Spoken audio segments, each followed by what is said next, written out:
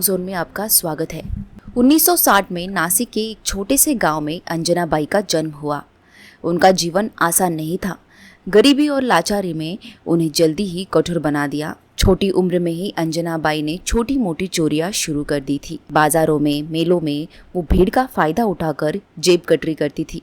ऐसा करते करते उनकी मुलाकात मोहन गावित से होती है, जो एक ट्रक ड्राइवर होता है। उन दोनों में प्यार होता है और प्रेम विवाह कर लेते हैं। इसके बाद वो नासिक से पुणे में एक छोटे से किराए के मकान में रहने लगते हैं। उनकी जिंदगी अच्छे से चल रही थी। उनकी 2 बेटियां हुई, रेणुका जो 1973 में जन्मी और सीमा 1975 में हुई। 2 बेटियों के बाद मोहन और अंजनाबाई के बीच कुछ सही नहीं चल रहा था।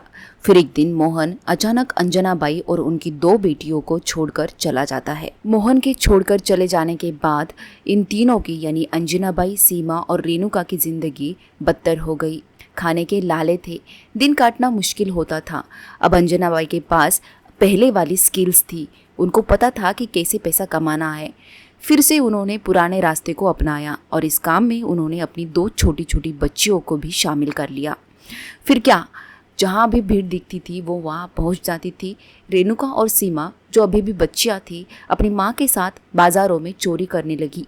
अंजनाबाई उन्हें सिखाती थी कि कैसे भीड़ में किसी की जेब काटनी है, कैसे पकड़े जाने से बचना है। उनका दिनक्रम शुरू हुआ और इसी से वो अच्छा खासा पैसा कमाने लगी। उन तीनों को भी पुलिस का बिल्कुल डर नहीं था, क्योंकि जेल में उनका आना जाना चलता रहता था। आगे चलकर 1989 में रेणुका की शादी किरण शिंदे से हुई। किरण एक मामूली दर्जी था, कम पैसे कमाता था, तो उसको भी पैसे का लालच चढ़ गया और जल्द ही वो भी इस अपराध की दुनिया में शामिल हो गया। अब फैमिली बढ़ने की वजह से पुलिस का डर उनमें था। रेणुका को एक बेटा भी था जो 1 साल का था, लेकिन एक दिन कुछ ऐसा हुआ जिसने उनकी जिंदगी हमेशा के लिए बदल दी।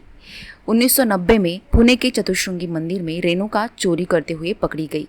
भीड़ ने उसे घेर लिया, लेकिन रेणुका ने अपने छोटे बेटे को गोद में उठाकर भीड़ से रहम की भीख मांगी। मैं एक माँ हूँ, मैं चोरी नहीं कर सकती, उसने ऐसा कहा और भीड़ ने उसे छोड़ दिया। इस घटना ने अंजनाबाई को एक नया आइडिया दिया। अंजनाबाई ने फैसला किया कि अब वो छोटे छोटे बच्चों को अगवा करेंगी। इन बच्चों की वो चोरी करने के दौरान ढाल की तरह इस्तेमाल करेंगी। अगर वो पकड़ी जाए तो बच्चों को रोता हुआ दिखाकर भीड़ का ध्यान भटकाया जा सकता है। अब इस प्लान को पूरा करने के लिए उन्होंने सबसे पहले अपना ठिकाना बदला। पुणे के लोग अंजनाबाई और उनकी बेटियों को पहचानने लगे, इसीलिए वो कोल्हापुर चली गई, जहाँ पर उन्हें कोई नहीं पहचानता था। और प्लान के मुताबिक उन्होंने एक बच्चे को खोजा जो कोल्हापुर के बस स्टैंड पर बैठे एक भिखारी के पास था। मौका मिलते ही उस छोटे बच्चे को उन्होंने उठाया और उसको अगवा कर लिया। बच्चा रो रहा था, उसे चुप कराने के लिए उन्होंने चॉकलेट दिया। उन्होंने उस बच्चे का नाम संतोष रख दिया और उस बच्चे को लेकर वो अपने चोरी के कामों को पूरा करती थी। अप्रैल 1991 में सीमा को कोल्हापुर के महालक्ष्मी मंदिर में चोरी करते हुए लोगों ने पकड़ लिया। उसके आजू बाजू लोगों की भीड़ जमा हो गई। उन लोगों का ध्यान भटकाने के लिए अंजनाबाई ने तुरंत ही संतोष को जमीन पर जोर से पटक दिया। जोर से पटकने के कारण वो छोटा बच्चा यानी संतोष जोर जोर से चिल्लाने लगा। इसके बाद अंजनाबाई भी वहाँ पे चिल्लाकर लोगों को इकट्ठा करने लगे कि हाय मेरा बच्चा गिर गया, कोई बचाओ। उस चीखों ने उस भीड़ का ध्यान भटका दिया। जैसे तैसे कर सीमा बच निकली और नज़र बचाते हुए अस्पताल के नाम पर अंजनाबाई भी वहां से फरार हो गई। लेकिन संतोष जो छोटा बच्चा था वो अभी भी 1 साल का नहीं था, बुरी तरह घायल हो गया था। संतोष की चीखें बंद होने का नाम नहीं ले रही थी। अब अंजनाबाई को डर था कि वो पकड़ी जाएंगी। फिर उनके दिमाग में जो आया उसकी कल्पना कोई नहीं कर सकता। यहाँ से शुरू असली हिंसा की और खून की शुरुआत होती है। संतोष को चुप कराने के लिए अंजनाबाई ने संतोष का मुंह दबाया और उसका सिर एक लोहे की रॉड पर जोर से पटक दिया। खून से सनी एक बच्चे की लाश को उन्होंने कपड़ों से बांध दिया और एक पुरानी रिक्शे के ढेर के पास फेंक दिया। संतोष की हत्या के बाद गावित बहनों का अपराध और गहरा होता गया। 1990 से 1996 तक उन्होंने पुणे, नासिक, ठाणे, कल्याण और कोल्हापुर में करीब 40 बच्चों का अपहरण किया था। इनमें से ज़्यादातर बच्चे गरीब फैमिली से बिलोंग करते थे।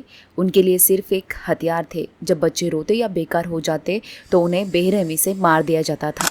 एक बच्चे को बाथरूम में डुबोकर मारा गया, एक को उल्टा लटकाकर, और फिर वो खौफनाक रात जब रेणुका और सीमा ने एक बच्चे की लाश को थैले में भरकर अलका टॉकीज में फिल्म देखी। उनके पैरों के पास वो थैला था और वो बेफिक्र थी जैसे कुछ हुआ ही नहीं हुआ। इसके बाद अंजना बाई को अपने पति का ठिकाना मिला। उन्होंने सुना कि उसने दूसरी शादी भी की है। अंजना बाई ने अपने पति के खिलाफ अपनी बेटियों के मन में पहले से ही जहर घोला था और इसके चलते दोनों बेटियों के मन में और भी ईर्ष्या और द्वेष उत्पन्न हुआ। 1996 में रेणुका और सीमा ने अपने पिता मोहन गावित की दूसरी पत्नी प्रतिभा से संपर्क किया। प्रतिभा, जो मोहन गावित की दूसरी शादी से थी, नासिक में रहती थी। गावित बहनों ने प्रतिभा की बेटी क्रांति गावित को, जो उसकी सौतेली बहन थी, उसका अपहरण करने का सोचा। रेणुका और सीमा ने प्रतिभा से मिलने का बहाना बनाया और उनके घर पहुंची और क्रांति, जो उस समय केवल 2.5 साल की थी, उसको कहीं बाहर घुमाने के लिए ले जाते हैं ऐसा कहकर उन्होंने क्रांति को अपने साथ ले जाने की योजना बनाई। प्लान के मुताबिक रेणुका और सीमा ने दोनों भी मिलकर क्रांति को बाहर लेकर गई और उसको घुमाकर फिर से वापस घर छोड़ा ताकि उन पर प्रतिभा को शक ना हो। फिर इसके बाद कई दिनों तक रेणुका और सीमा ने क्रांति और प्रतिभा पर नजरें रखी। एक दिन सीमा ने और रेणुका ने देखा कि प्रतिभा क्रांति को अकेले छोड़कर बाजार जा रही है और मौके का फायदा उठाकर रेणुका और सीमा ने क्रांति को अगवा कर लिया। लेकिन इस बार उनका प्लान सक्सेसफुल नहीं हुआ क्योंकि प्रतिभा ने उनकी हरकतों पर पहले से ही नजर रखी थी। प्रतिभा ने तुरंत नासिक पुलिस को सूचित किया। पुलिस ने तत्काल कार्यवाही शुरू की और रेणुका, सीमा और उनकी मां अंजना बाई को तुरंत गिरफ्तार कर लिया। और इसके साथ ही किरण, जो रेणुका का पति था, अपहरण के दौरान इन सब का साथ दे रहा था, तो पुलिस ने उसे भी गिरफ्तार कर लिया। अब आगे क्या होगा, इस डर के मारे किरण ने अपनी पत्नी, सास और साली के खिलाफ गवाही दी और सारे राज खोल डाले। जांच के दौरान पुलिस ने गावित बहनों के घर से बच्चों के कपड़े, तस्वीरें और अन्य सबूत बरामद किए जो उनके पिछले अपहरण से जुड़े हुए थे। क्रांति को सुरक्षित बचा लिया और उसकी मां को सौंप दिया। इस घटना ने गावित बहनों के पूरे अपराधी नेटवर्क को उजागर कर दिया। प्रतिभा की सतर्कता और पुलिस की त्वरित कार्रवाई ने न केवल क्रांति को बचाया बल्कि गावित बहनों के अपराधों की श्रृंखला को भी तोड़ दिया।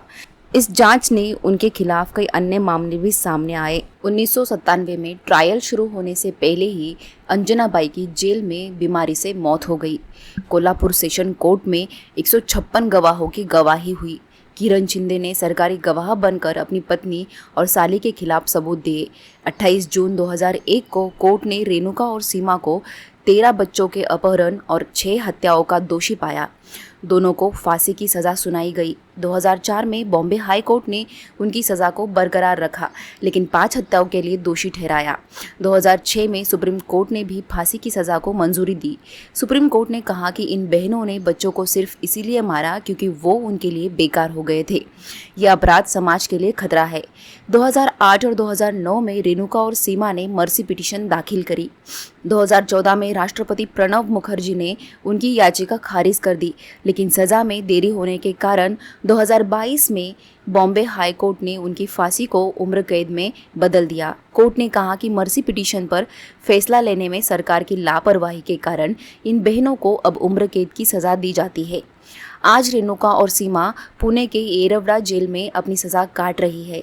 वो देश की पहली ऐसी महिलाएं थी जिन्हें फांसी की सज़ा मिली थी लेकिन उनकी ये सज़ा उम्र कैद में तब्दील हो गई। ये थी अंजना गावित और उनकी 2 बेटियों की क्रूरता की कहानी। इस वीडियो के बारे में आपकी राय ज़रूर कमेंट में बताना। जाते जाते सब्सक्राइब और शेयर करना ना भूलना। फिर मिलेंगे एक नए सच के साथ। तब तक के लिए देखते रहिए शॉक जोन। धन्यवाद।